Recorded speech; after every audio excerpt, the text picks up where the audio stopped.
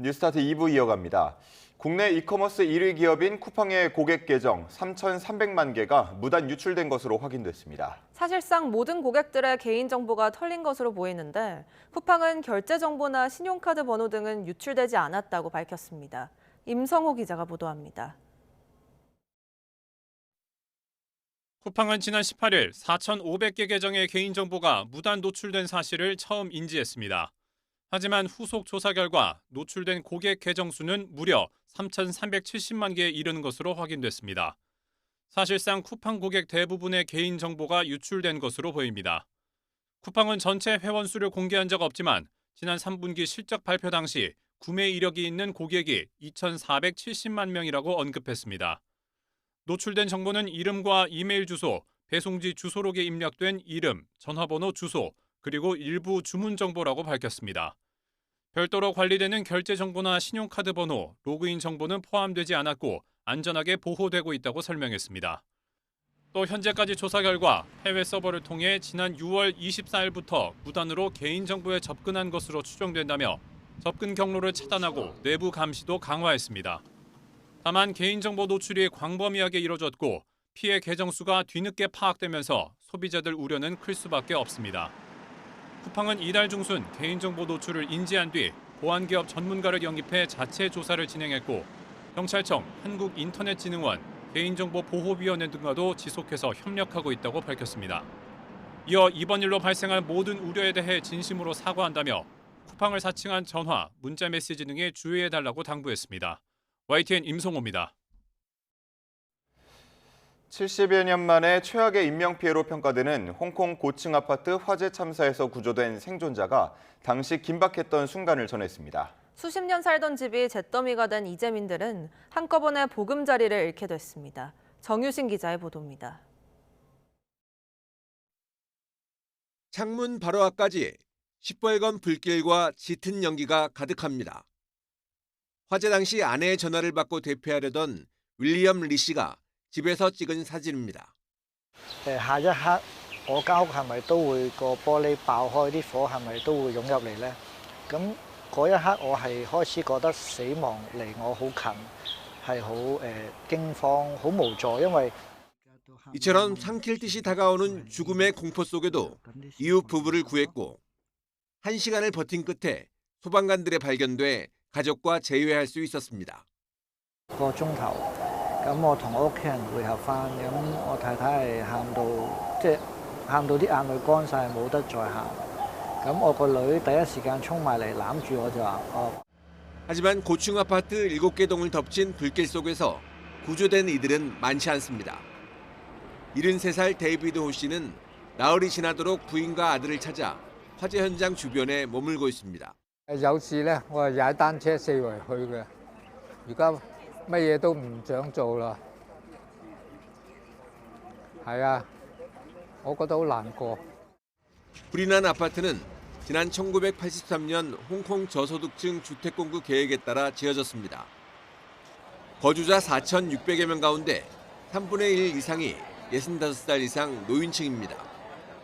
74살의 딕슈 씨는 외출 중이라 화마를 피했지만 보금자리를 잃고 임시 대피소에 머물고 있습니다.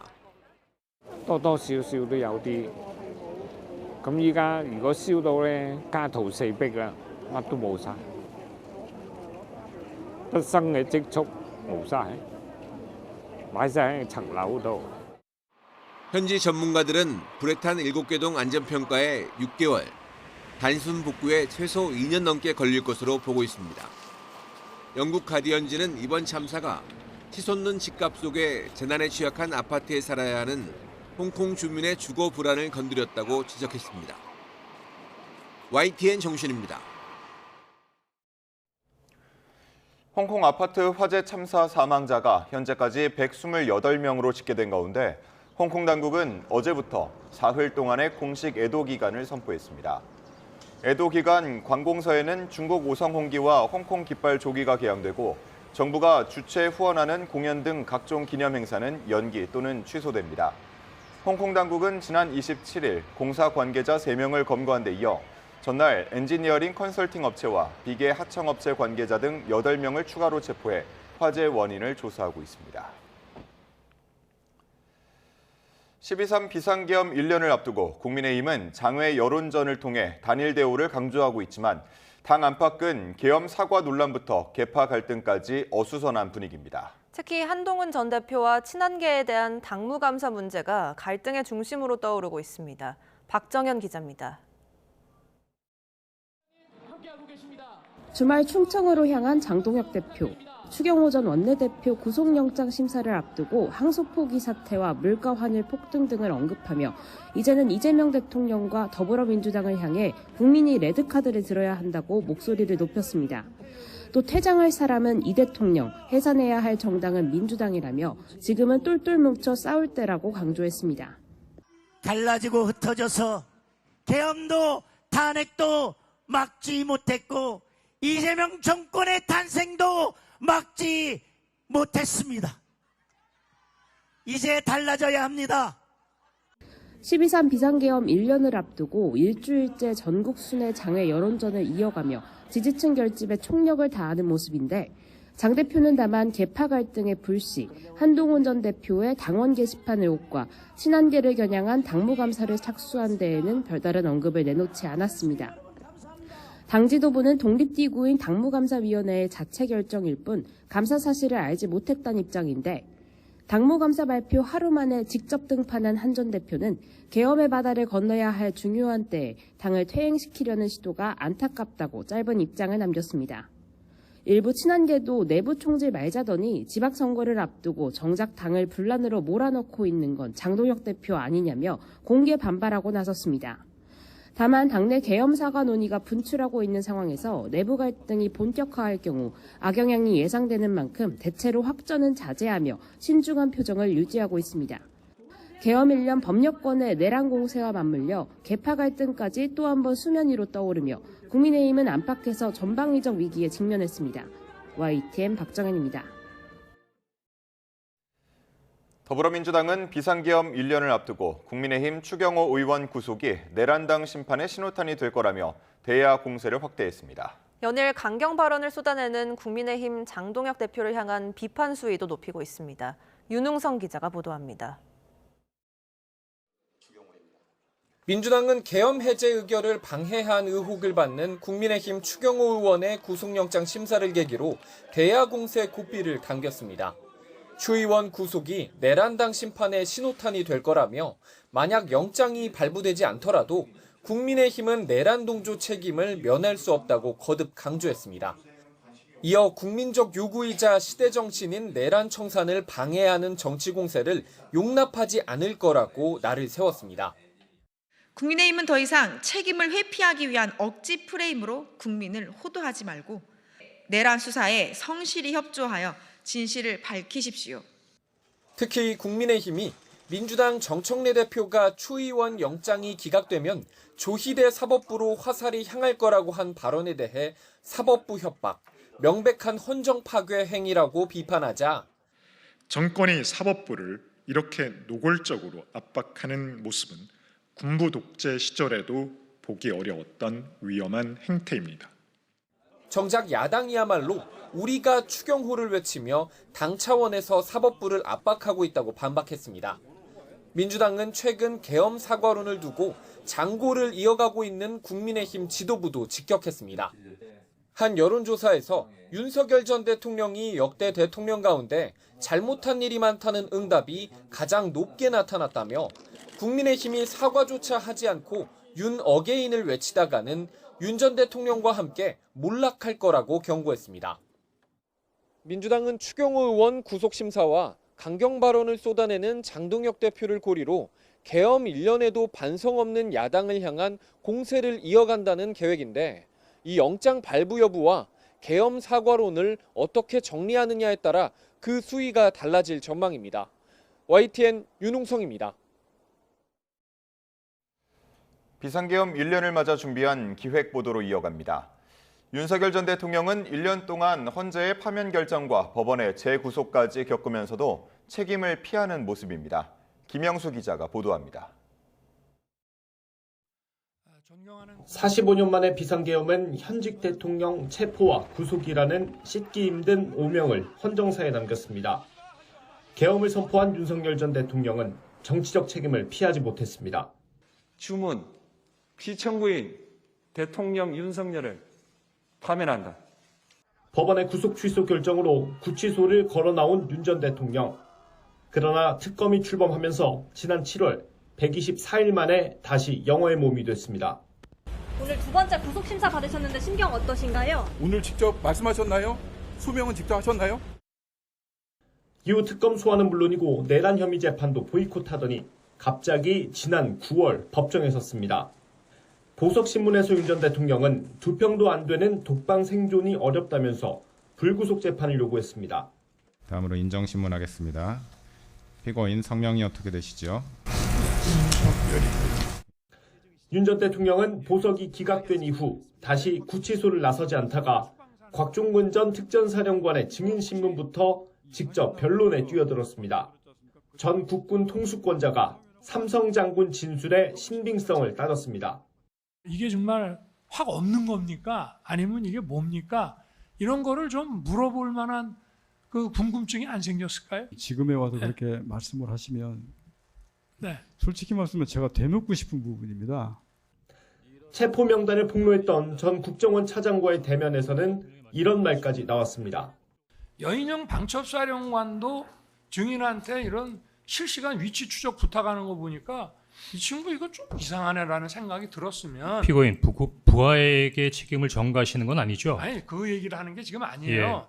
윤 전 대통령은 자신 재판에서 특검 측이 배우자 김건희 씨를 언급할 때 여사 호칭을 하지 않았다며 불만을 나타내기도 했습니다. 비상계엄 선포 이후 군과 경찰 수뇌부 여럿이 구속됐고 전 총리와 장관들은 재판을 받고 있습니다. 법적, 정치적 책임을 회피하지 않겠다던 지난해 12월 7일 윤석열 전 대통령 담화는 1년이 지나도록 지켜지지 않고 있습니다. YTN 김영수입니다.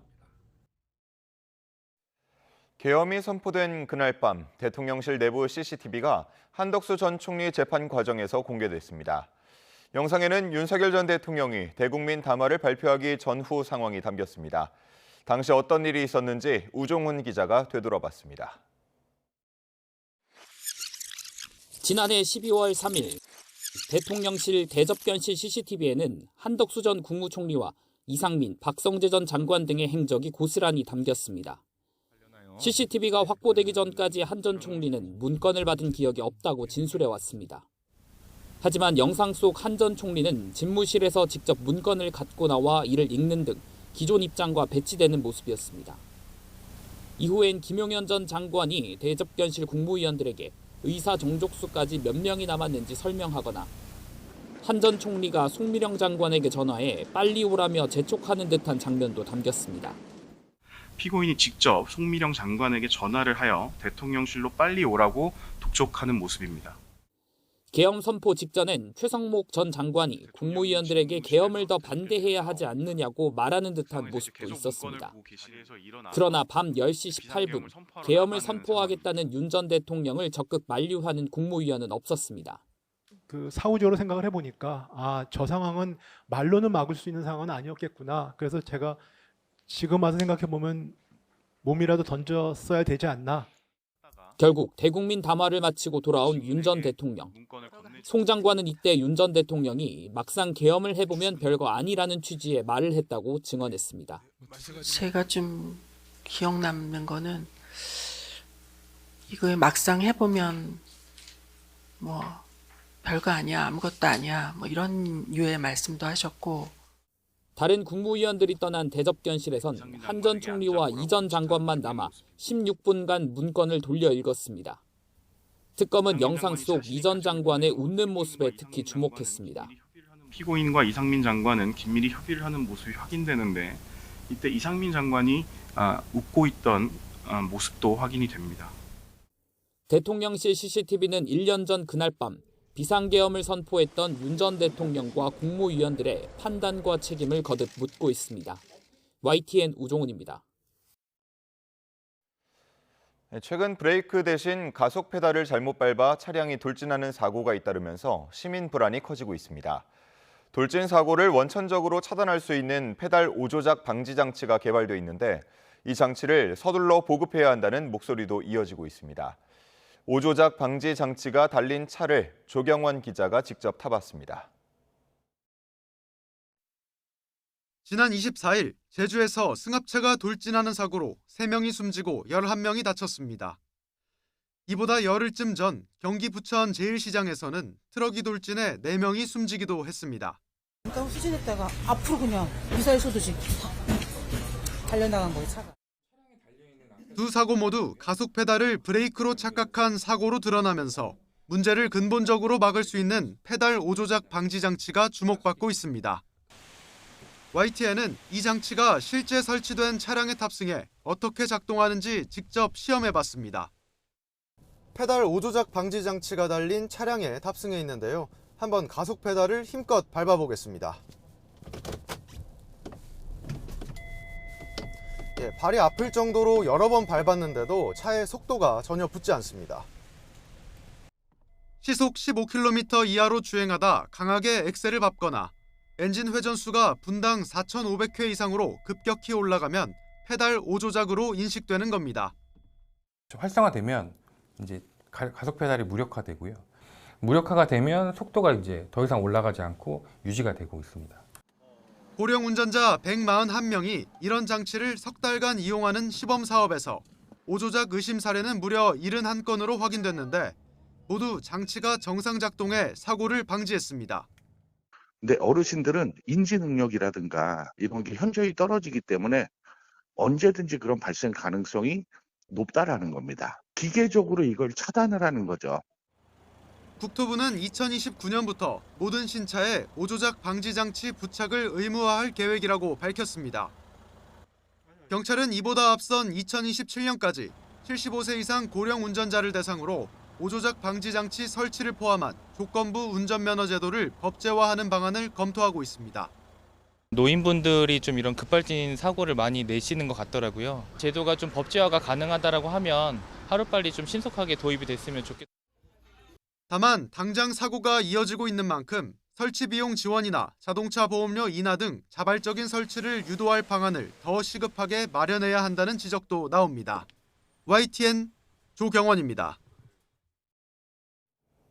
고교학점제 시행 1년이 다 되어가지만 아직도 일선 학교에서는 반발의 목소리가 거셉니다. 정부가 고교학점제에 대한 교사와 학생들의 설문조사를 발표했는데 교원단체가 조사한 것과 극과 극의 결과가 나왔습니다. 염혜원 기자입니다. 시행 1년이 다 되도록 교육계는 고교학점제 존폐를 두고 뜨겁게 맞붙고 있습니다. 최소 성취 수준에 미달할 경우 시행하는 보충학습 문제는 국가교육위원회에서 손보기로 했지만 혼란은 그뿐이 아닙니다.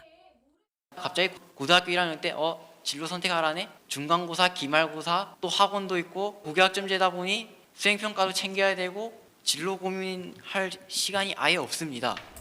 그런데 한국교육과정평가원이 최근 발표한 설문조사 결과는 뜻밖입니다.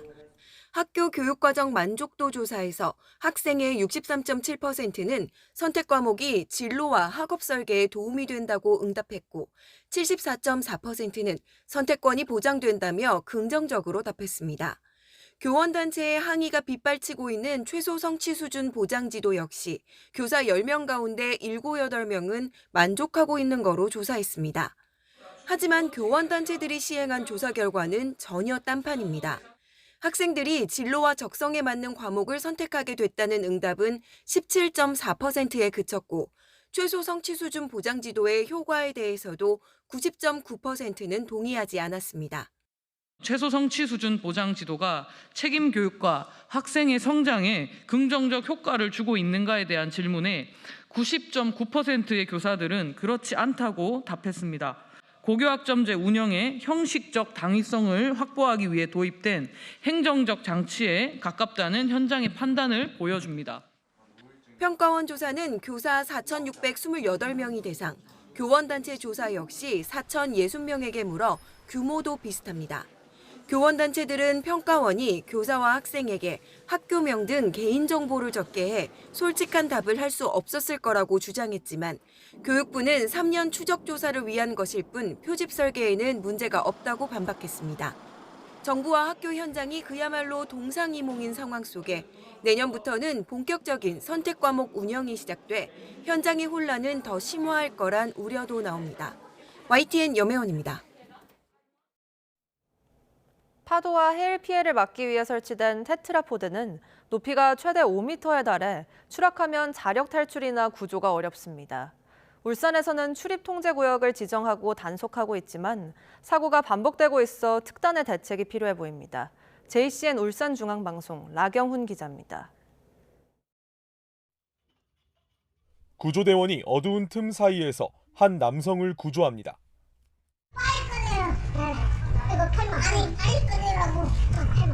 잘 갑니다, 원장님. 조금만 기다리세요. 지난 1월 테트라포드에 올라간 40대 남성이 발을 헛디뎌 추락하는 사고가 났습니다. 앞서 지난 1일에도 슬도 방파제에서 60대 남성이 테트라포드 사이로 추락해 구조됐습니다. 울산의 테트라포드 추락 사고는 해마다 반복되고 있습니다. 올해 발생한 사고는 현재까지 7건, 이미 지난해 건수를 넘어섰습니다. 특히 지난해 5건 중 2건은 사망사고였습니다. 정부는 사고 예방을 위해 접근 금지 구역을 지정해 단속에 나서고 있습니다. 적발될 경우 최대 100만 원의 과태료가 부과됩니다. 하지만 이는 권고사항에 불과해 실효성은 떨어집니다. 울산의 출입 통제 구역은 3곳. 제도 도입 이후에도 무단 출입은 계속되고 있습니다. 울산에서 적발된 사례는 누적 35건.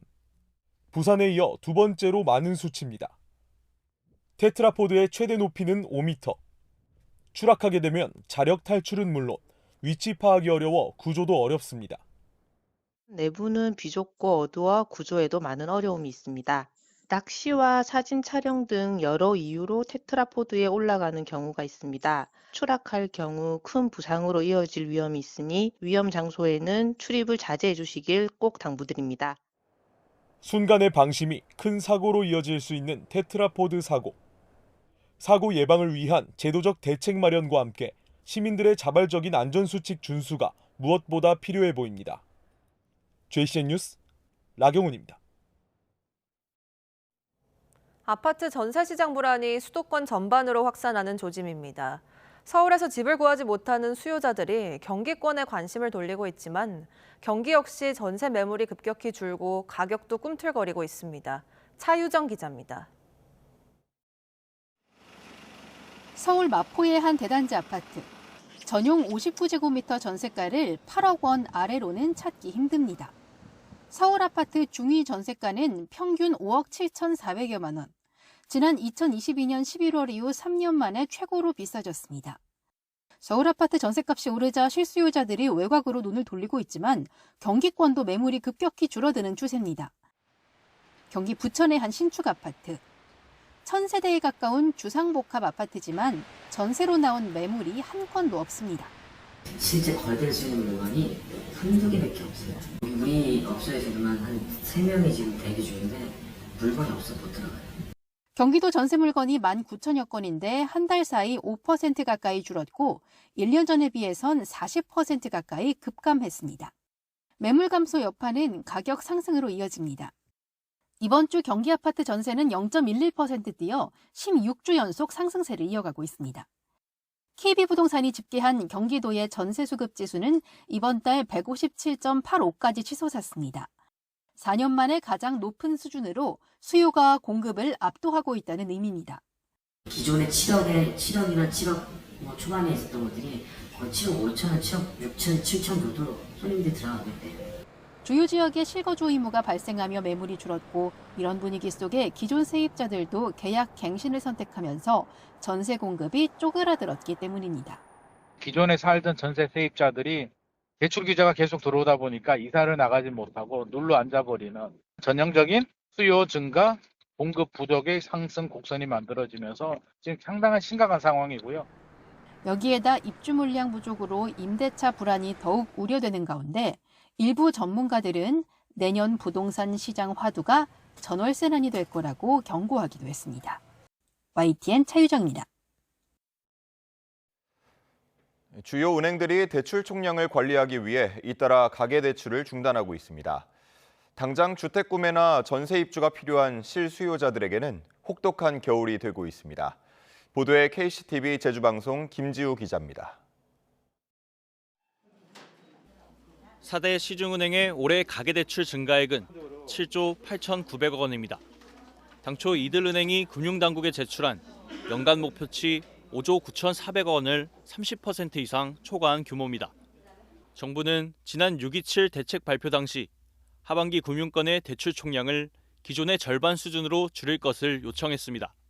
그러나 주택담보대출뿐 아니라 전세자금 대출, 주식 투자 목적의 신용대출 등이 동시에 증가하면서 대출 한도가 빠르게 소진된 것으로 파악됩니다. 연말까지 가계대출 관리 목표를 달성하지 못한 은행은 내년도 대출 한도가 축소되는 불이익을 받게 됩니다. 이로 인해 연말 상당수 은행 대출 창구가 셧다운될 가능성도 제기되고 있습니다. 실제로 시중은행들은 이번 주부터 주택 구입자금 신규 대출을 중단하거나 한도를 제한하는 등 총량 관리에 들어갔습니다. 이 때문에 당장 주택 구매나 전세 입주가 필요한 실수요자들의 부담이 커지고 있습니다. 제주도는 신구간이라는 특수한 그 이사 관습이 있어가지고 연말 연시를 시작으로 해가지고 1월 말까지 이사를 많이 다니는데 대출을 묶어버리면 이사하고 싶은 분들이 이 선택이 짧아질 수밖에 없죠. 지역 내 가계대출 수요가 제2금융권으로 쏠릴 수 있다는 우려도 나옵니다. 이미 제주 지역 비은행권의 주택담보대출은 지난 2년간 감소세와 달리 올해 580억 원 증가하며 반등했습니다. 이런 가운데 이번 1금융권의 대출 제한은 2금융권으로의 대출 이동을 더욱 부추길 수 있습니다. 여기에 주택담보대출 금리까지 약 2년 만에 다시 6%대로 오르면서 내 집 마련의 문턱은 더욱 높아지고 있습니다. KCTV 뉴스 김지우입니다. 고령의 조 바이든 전 대통령을 슬리피 조라고 조롱하는 트럼프 대통령이 최근 집무실에서 조는 모습이 언론에 종종 노출됐습니다. 뉴욕타임스는 건강함을 과시했던 트럼프 대통령 역시 79살 노화의 현실에 직면했다고 보도했는데요. 노화설 보도에 트럼프 대통령은 특유의 인신공격을 퍼부으며 격하게 반발했습니다. 박영진 기자가 보도합니다. That I'm in very good health. I just won 2 club championships, not even senior, 2 regular club championships. To do that, you have to be quite smart and you have to be able to hit the ball a long way. And I do it. He doesn't do it. He can't hit a ball 50 yards. He challenged me to a golf match. He can't hit a ball 50 yards. 조 바이든 전 대통령을 슬리피 조라 조롱하며 자신의 정력과 건강을 과시했던 트럼프 대통령. 하지만 최근 공식 석상에서 눈을 감고 조는 듯한 모습이 공개됐습니다. 지난 21일 맘다니 뉴욕시장 당선인과의 회동 후에도 피곤한 기색이 역력합니다. 뉴욕타임즈는 2기 취임 당시 기준으로 역대 최고령인 트럼프 대통령이 1기 때보다 공식 일정 횟수가 39%나 줄어들고 그 시간도 짧아졌다고 보도했습니다. 그러면서 지난해 대선에서 자신보다 3살 많은 바이든 전 대통령을 고령이라고 공격했던 트럼프 대통령 또한 노화를 피해갈 수는 없다고 짚었습니다. 올해로 79살인 트럼프 대통령은 건강 이상설도 이미 수차례 제기된 바 있지만 가짜 뉴스라며 직접 부인해왔습니다. It's so fake. That's why the media has so little credibility. I knew they were saying like, is he okay? How's he feeling? What's wrong? I said, I just left. 이번에도 최근 받은 신체 인지 검사가 완벽했다고 주장하며 뉴욕타임스 보도를 곧 폐간할 급진좌파의 악의적 허위선전이라고 맹비난했습니다. 특히 기사를 쓴 기자 중 여성 기자만 콕 집어 인신공격을 퍼부어 성차별적 언행 논란까지 다시 불거졌습니다. 트럼프 대통령은 지난 14일에도 전용기에서 여성 기자를 향한 비하 발언으로 논란이 된 바 있습니다. YTN 박영진입니다.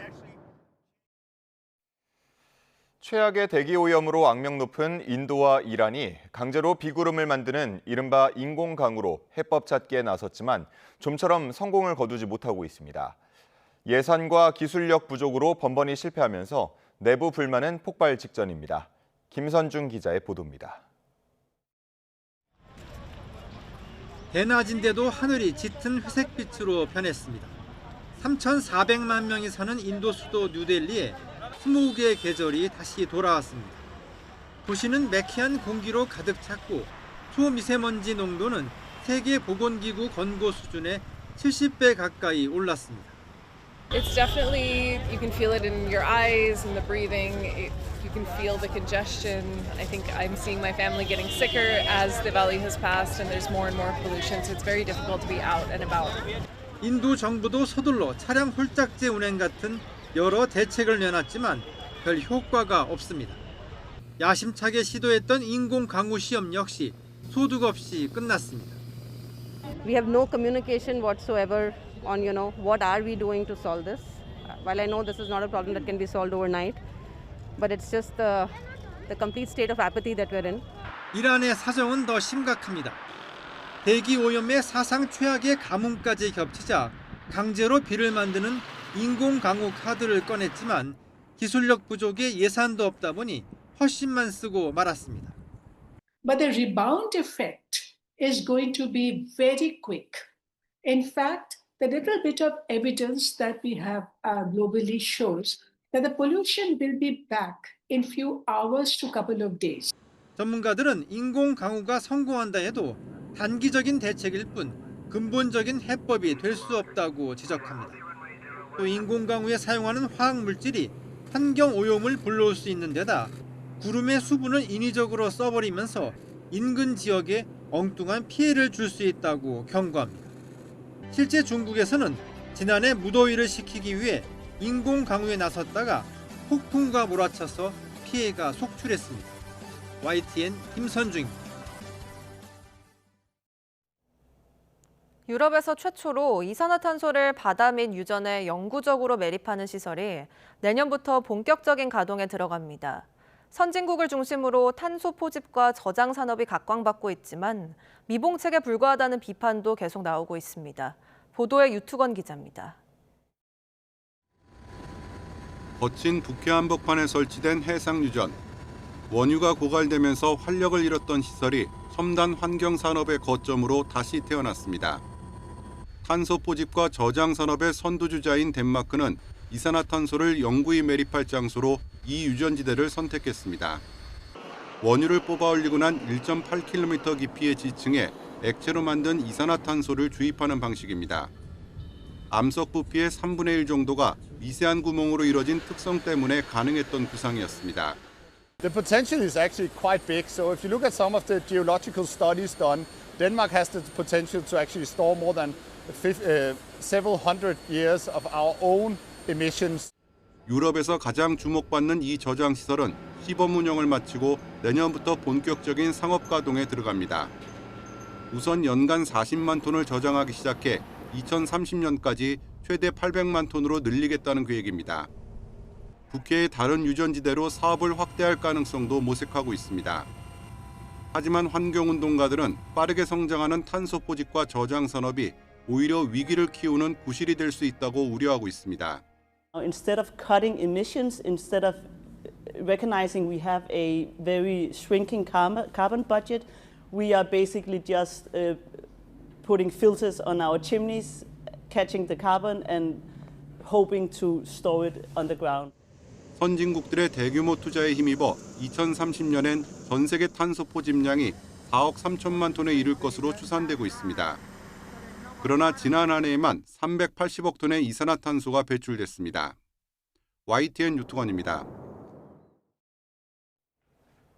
미국이 232년 역사의 1센트 동전, 페니 생산을 공식 중단했습니다. 가격 반올림 논란부터 소매업계 비용 부담과 물가 인상 우려까지 곳곳에서 나비 효과가 이어지고 있습니다. 권영희 기자가 보도합니다. 3, 2, 1. 미국 필라델피아 조폐국에서 마지막 페니가 찍혀 나왔습니다. 페니는 만드는데 3에서 4센트가 들어 가치보다 비싼 동전이 된 지 오래입니다. 생산 중단으로 연간 5,600만 달러 비용을 아낄 수 있습니다. You know, we're saying goodbye to the penny today. But let me just be crystal clear, like I said, it's still legal tender and we have over 300 billion of them in circulation. 편의점과 음식점, 주유소 같은 미국 소매업계는 혼란에 빠졌습니다. 미국 편의점은 하루 거래 1억 2,500만 건 가운데 절반이 현금으로 이루어집니다. 많은 매장이 가장 가까운 5센트 단위에 맞추고 있습니다. where those people that are operating gas stations, operating restaurants, things of that nature, that no longer will you be able to pay to the nearest cent, they're going to end up having to round up or round down those totals to the nearest nickel in that points. 일부 주에선 현금으로 거래할 때 정확한 잔돈 지급을 의무화하고 있어 이런 반올림이 불법이 될 수도 있습니다. 전문가들은 페니가 사라지면서 장바구니 물가가 미세하게 오를 수 있다고 지적합니다. 현금 의존도가 높은 저소득층과 은행 계좌가 없는 주민들은 더 직접적인 영향을 받게 됩니다. If you have a shortage and can't give them their money back, then are we changing prices? Are we doing this? Which brings it to something else into play. So it really does, it seems minuscule, but it really does have a big impact. 작은 동전 하나가 소비 습관은 물론 법률과 경제 전반에 영향을 미치면서 미국을 흔들고 있습니다. 페니에 이어 제작비가 11센트나 드는 5센트 니켈도 폐지 대상이 될 수 있다는 전망이 나옵니다. YTN 권영입니다. 부처가 깨달음을 얻는 과정을 불교 미술을 통해 기록한 특별한 전시회가 열렸습니다. 준비 기간만 꼬박 1년 넘게 걸렸는데요. 홍성욱 기자가 소개합니다. 부처의 깨달음을 찾는 여정. 쇠북의 잔잔한 울림이 시작을 알립니다.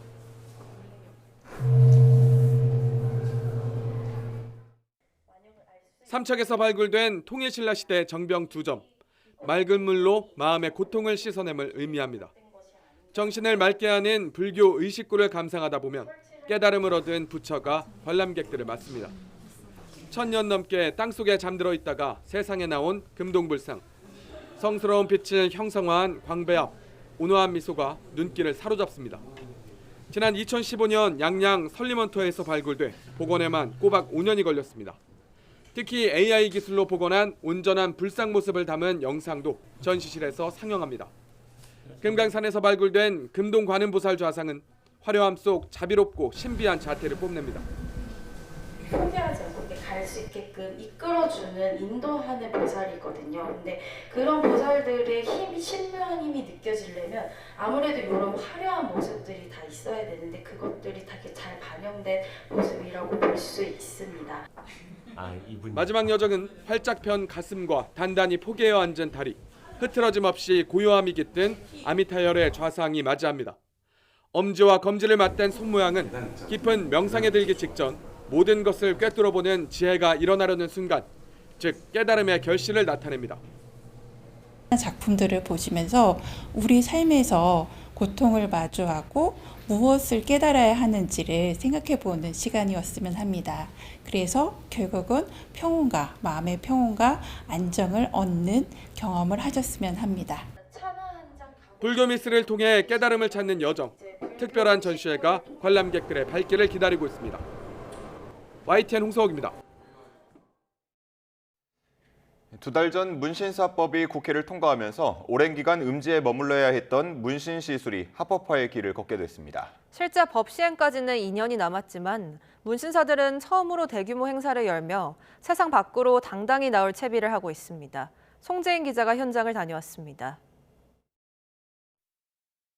타투가 의료행위라는 궤변과 같은 판례는 33년이라는 너무 오랜 시간을 연명했습니다. 문신이라는 문화를 좋아하는 사람도 혹은 좋아하지 않는 사람도 비상식적인 판례가 옳지 않음에 공감하여 문신 시술의 합법적인 주체를 의료인으로만 한정하는 건 시대착오적이라는 문신사들의 목소리는 지난 9월에야 비로소 제도적으로 받아들여졌습니다. 불법이라는 딱지가 붙은 지 33년 만에 비의료인의 문신을 합법화하고 국가면허로 관리하는 내용의 법이 국회를 통과한 겁니다. 문신사법은 2년 뒤부터 시행되지만 제도화라는 큰 전환점을 맞은 업계는 이미 변화하고 있습니다. 처음으로 대규모 박람회를 열고 당당한 직업인으로 세상 밖에 나왔습니다. 박람회장 입구를 가득 메운 서화 문신, 이른바 타투 작업들. 21년간 한 길을 걸어온 문신사에게는 더없이 뜻깊은 순간입니다. 타투가 예술이라는 메시지를 끊임없이 전하려고 노력을 했어요. 제도 정비뿐만 아니라 타투라는 것이 문화로 자리를 잡고 새로 예술로 인정받는 출발점이라고 생각을 해요. 산업의 또 다른 축, 미용 문신사들은 한자리에 모여 대규모 경연대회를 펼쳤습니다. 박람회장 곳곳에 전시된 화려한 색상의 염료와 신종 기기들은 국내뿐 아니라 외국인 참가자들의 발길도 멈춰 세웠습니다. 무엇보다 합법화를 계기로 위생과 안전관리 교육 등 직업적인 의무도 제도화된 만큼 바람직한 작업 환경을 가상으로 꾸려 공유하고 현직 의사의 교육도 받으며 산업의 표준을 다지는 데 힘을 보탰습니다. 90에서 99%까지 제거하는 게 소독의 목표고요. 멸균은 완전히 멸종시키는 거예요. 음지에서 서로 교류할 기회가 적던 서화, 미용 문신사들은 물론 합법화를 두고 일부 온도차를 보이기도 했던 의료계 인사까지 한데 모인 박람회. 문신산업이 K컬처의 한 갈래로서 성장하길 바라는 마음은 모두 같았습니다. 우리나라의 기술이 높은데도 불구하고 아직까지 33년 동안 저희가 음지에서 활동을 했었는데요. 교육 콘텐츠를 만들어서 해외에 보급을 하고 수출할 수 있는 그런 장으로 만들고자 합니다.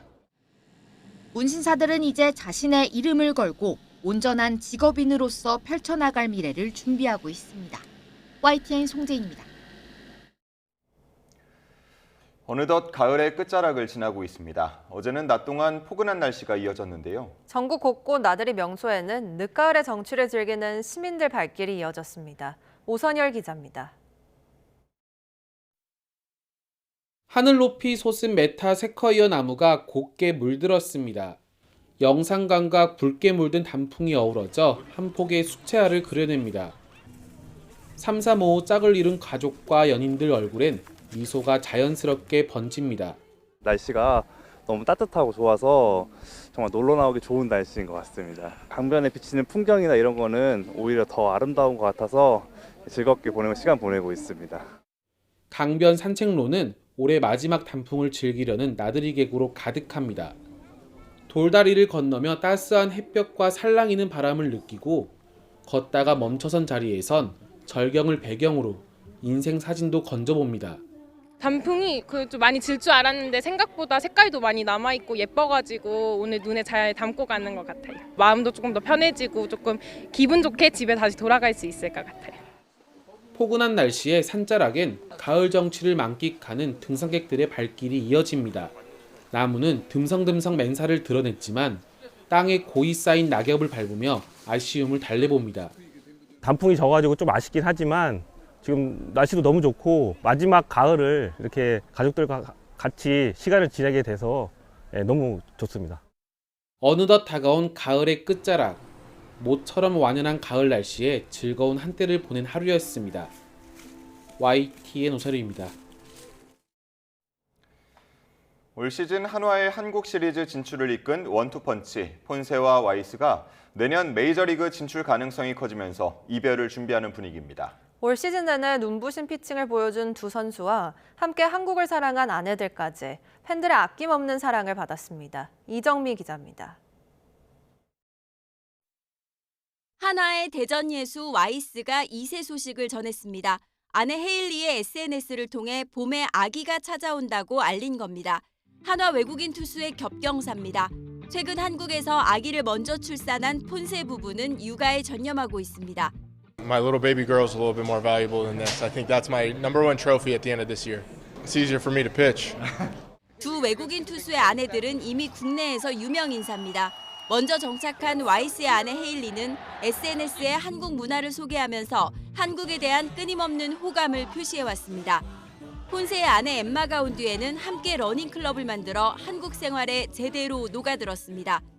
Our goal was just to really be part of the community, and especially since we were so far away from our families, like having real friends besides each other was really special, and we had a really wonderful response to that.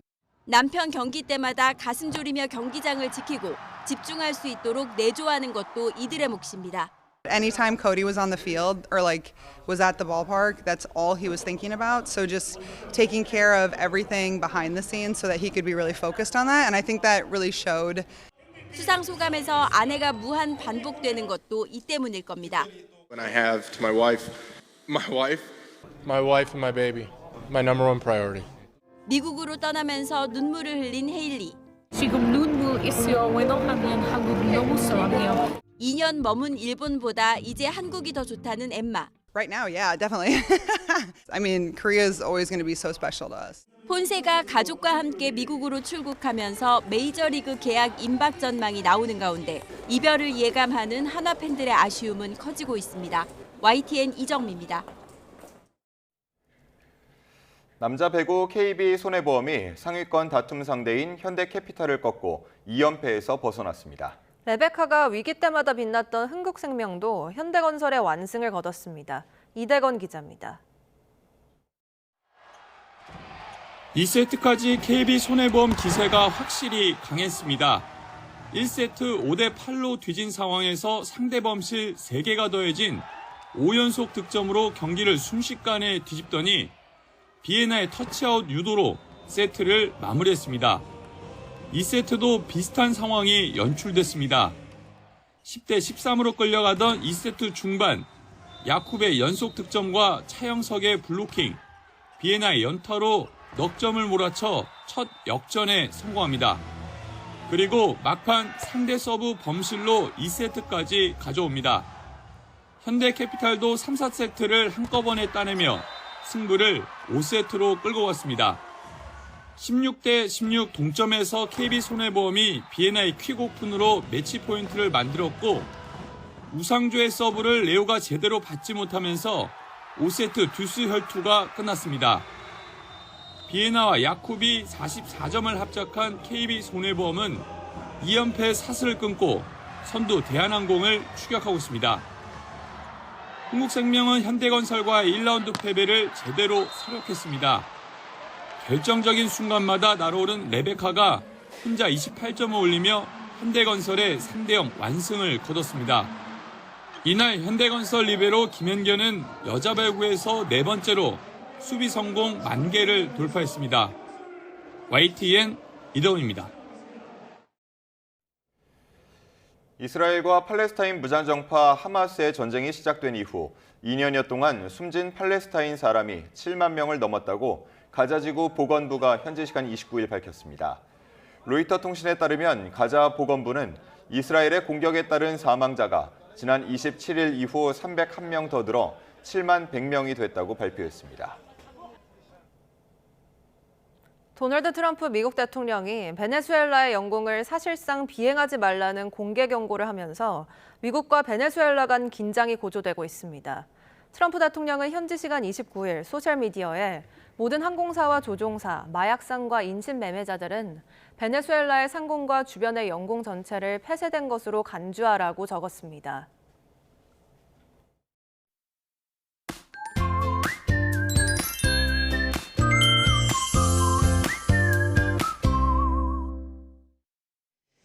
오늘이 가을을 느낄 수 있는 마지막 날입니다. 예년보다 온화하겠는데요. 현재 서울 기온이 10.1도로 큰 추위였고요. 낮에는 15도, 광주는 19도까지 올라서 포근하겠습니다.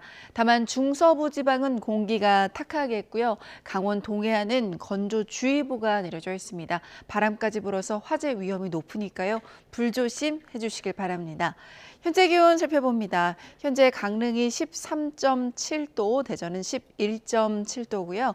낮 기온은 서울이 15도, 청주와 세종, 대전 모두 17도, 전주 18도, 부산은 20도까지 오를 것으로 보입니다. 12월의 시작인 내일부터는 겨울 추위가 찾아옵니다. 특히 수요일에는 서울 아침 기온이 영하 7도까지 뚝 떨어질 전망입니다. 날씨였습니다. 이상으로 뉴스타트 2부 마칩니다. 잠시 후 3부가 이어집니다. 시청해주신 여러분 고맙습니다.